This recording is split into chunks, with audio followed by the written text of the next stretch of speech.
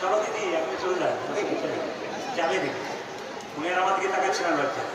যেরকম রাধা রানী কি শ্যামসুন্দর কি অক্ষয় তৃতীয়ার দিনে গোবিন্দকে কি দেবেন জেরে বলুন, একটু জেরে বলুন। সেদিন যে জব না দেন গোটা পুজোটাই কিন্তু আপনার বেকার হয়ে গেল। কৃষ্ণ সেই দিন খেলা করছে। এই দেখি দেখি তুই কি পাতা পেয়েছিস? এই যে ভালো এবার আমারটা গন্ডগোল আছে, ভালো করে বল। এদের যদি ভালো হয় তো আমার গন্ডগোল আছে। আর দেখবো মানুষ রয়েছে না দেখাতে হবে, দেখবো তাহলে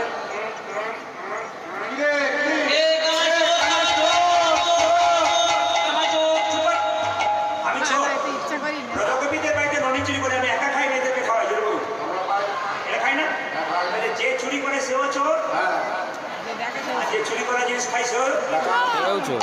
ওটা শুধু এখানে নয়, সব জায়গায় ইশারাতে কাফি।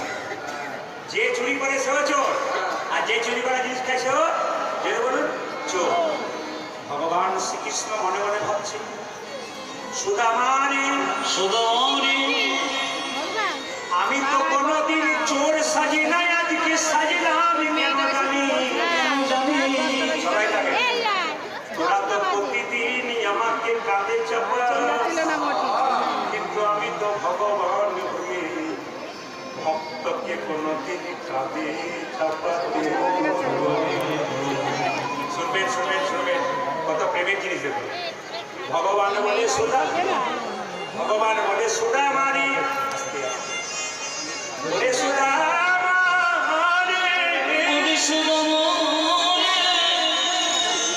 ওরা তো আমাকে প্রতিদিন কাঁধে চাপিয়ে কি আনন্দ করতে পারি না। আজকে তোদেরকে একবার কাঁধে চাপাবো, দেখি ভক্তের চরণ ধুলিতে কত। ভগবান বললেন যে যথা মাং প্রবর্তন্তে তাং তথৈব ভজম্যহম। এইদিকে এইদিকে আমি আপনাদের বারবার বলবো, এই যে কাকে দেখছেন, আমি আপনাদের বারবার বলবো যে যথা মাং প্রবর্তন্তে তাং তথৈব ভজম্যহম মমা বত্মানুবর্তন্তে মনুষ্য পঞ্চ সদস্য। তার মানে কি, যে আমাকে যেমন ভাবে ভালোবাসে আমি তাকে তেমন। ভগবান নিজের মুখে বললেন, মন দিয়ে শুনবেন, যদি সেরকম ভালোবাসতে পারেন আপনাকে ভালোবাসবেন। আপনি এখানে ভালোবাসতে না পারেন ভালোবাসবেন না, পাক্কা কথা। ভগবান বললেন যে যথামান প্রবর্তন্তে তার সাথে এই ভজম্যহম, যে আমাকে যেমন ভাবে ভালোবাসে আমি তাকে তেমন ভাবে ভালোবাসি। ওরে সুদামা তুই কাঁদে চাপ, মায়েরা সুদামা যেই না কৃষ্ণের কাঁদে চেপেছে। সবাই সবাই শুনবে, কৃষ্ণের কাঁধে চেপে একটা পা পেছন দিকে দিয়েছে আর একটা পা সামনের দিকে দিয়েছে। কানাই বলে সুদামা রে একটা চরণ বুকে পেলাম আর একটা চরণ পেলাম, তোরা যেমন আমার যুগল চরণে প্রবাসে আমিও তো ভক্তের যুগল চরণে হৃদয়ে ধরতে পারি।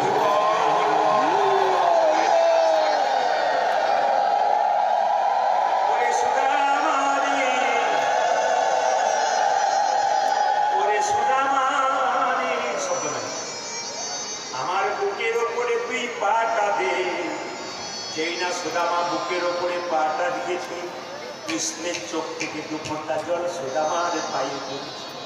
সুদামা বলছে কানাই নামিয়ে দে নামিয়ে দে নামিয়ে দে, আমার ভালো লাগছে না। করে কেন? আমি বুঝতে পেরেছি তোকে প্রতিদিন আমরা কাঁধে নিই, তোর কিছু কষ্ট হয় না। আজকে আমাকে কাঁধে নিয়েছিস, তোর চোখ থেকে জল পড়ছে, মানে তোর খুব কষ্ট হচ্ছে। আমরা সব সইতে পারি ভাই, তোর কষ্ট তোকে সহ্য করতে পারি, সব সহ্য করতে পারি, তোর কষ্ট। কৃষ্ণ বলছে সুদামা এই জগতে মানুষ দুরকম ভাবে কাঁদে, একটা সুখের কান্না একটা দুঃখের কান্না। কেউ যদি মারা যায় তখন কাঁদে, আর কেউ যদি কারো ছেলেটি পরীক্ষায় পাস করে ভালো রেজাল্ট করে তখন মা কাঁদে। ওই যে মায়ের কান্না, ওটা যে আনন্দের কান্না। আমি যে তোকে কোলে নিয়েছি, তুই আমার বুকের মধ্যে পা দিয়েছি, এতে যে আমার কি আনন্দ হচ্ছে, আমার চোখের জল পড়ছে। সুদামা ভালো করে ধর। সুদামা চেপে আছে, কৃষ্ণ ছুটতে শুরু করেছে। সুদামা বলছে কানাই কানাই পড়ে যাবো পড়ে যাবো পড়ে যাবো। কৃষ্ণ বলল সুদামা রে তুই পড়বি কেন? জগতের মানুষকে কৃষ্ণ শিখিয়ে দিল, এই জগতে কেউ যদি আমাকে ধরার মতো ধরতে পারে তবে তার পড়ার কোনোদিন ভয় ভয় থেকে দাও। এইদিকে এইদিকে ওইদিকে নয়। সুদামা যদি ধরার, শুনেছেন তো কি বললাম? যদি কেউ ধরার মতো ধরতে পারে তবে তার পড়ার কোনো ভয় থাকে না। যদি আমায় কেউ একবার ধরার মতো ধরতে পারে, এই যে কীর্তন শুনছেন বাবার, আজকে গোবিন্দকে ধরে আছেন, দাঁড়িয়ে থাকুন বা বসে থাকুন, আপনাদের পড়ার ভয় থাকবে না। সুদামা চাপ চাপ, সুদামাকে কাঁধে নিয়ে কৃষ্ণ চলছে। সুদামা রে লইয়া কৃষ্ণ ছুটিতে লাগি, সুদামা রে লইয়া কৃষ্ণ ছুটিতে লাগিয়া, সুদামা রে লইয়া কৃষ্ণ ছুটিতে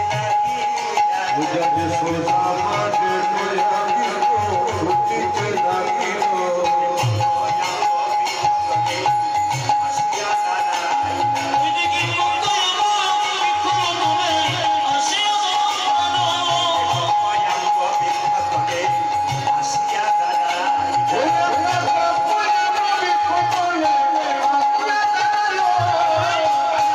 দাঁড়া ভাই, দাঁড়া ভাই, দাঁড়াও ভাই, দাঁড়াও ভাই, দাঁড়া ভাই, দাঁড়া ভাই। মনে করে ছুটিস না ভাই, দাঁড়া ভাই, দাঁড়া ভাই। পরিক্রমা মনে করি ছুটিস না ভাই, দাঁড়াও ভাই, দাঁড়াও ভাই। মনে করে ছুটিস না ভাই, দাঁড়া ভাই, দাঁড়া ভাই। ভয়াঙ্গ বিপদে আসিয়া দাঁড়াইয়া। ওইদিকে মঙ্গলময় বিপদে আসিয়া দাঁড়ানো। ভয়াঙ্গ বিপদে আসিয়া দাঁড়াইয়া।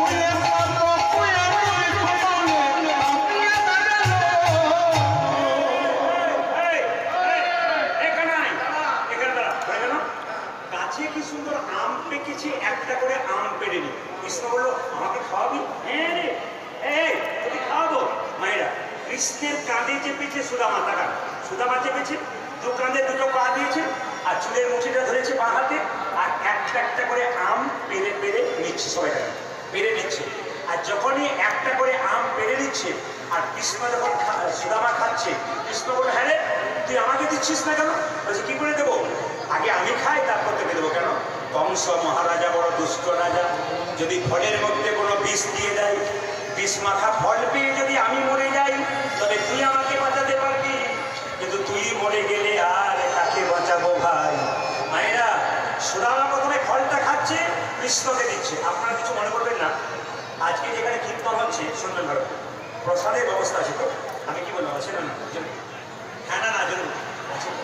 তো সবাইকে বলি, প্রসাদ যখন পাবেন, প্রসাদটা প্রণাম করে পাবেন। কীর্তন শুনতে হয় ভক্তের পাশে, প্রসাদ পেতে হয় ভক্তের পাশে। কারণ প্রসাদটা যখন পাবেন তো প্রণাম করে পাবে। কেন না? যখনই প্রসাদ পাবেন তখন কপালে ঠেকিয়ে পেতে হয়, জনার্দন জনার্দন করে।